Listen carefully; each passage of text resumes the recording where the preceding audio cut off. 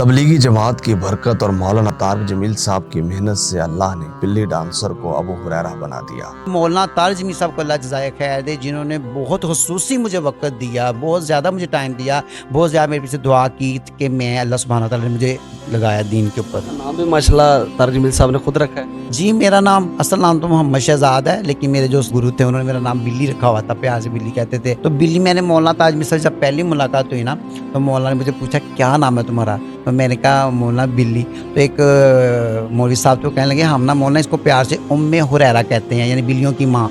तो मौलाना तारिक जमील साहब बड़े लोग हैं, बड़ी बात, फरमाने लगे नहीं नहीं इसको अबू हुरैरा कहा करो। अबू हुरैरा दुनिया की पहली ख्वाजा सरा दरसगाह भी चला रहे हैं, जिसका नाम उम्मती दरसगाह है। अबू हुरैरा के पास बेशुमार ख्वाजा सरा कुरान और हदीस की तालीम हासिल कर रहे हैं। तबलीगी जमात की बरकत से अब एक नहीं कई ख्वाजा सरा नाच गाना छोड़कर अल्लाह के रास्ते में लग चुके हैं।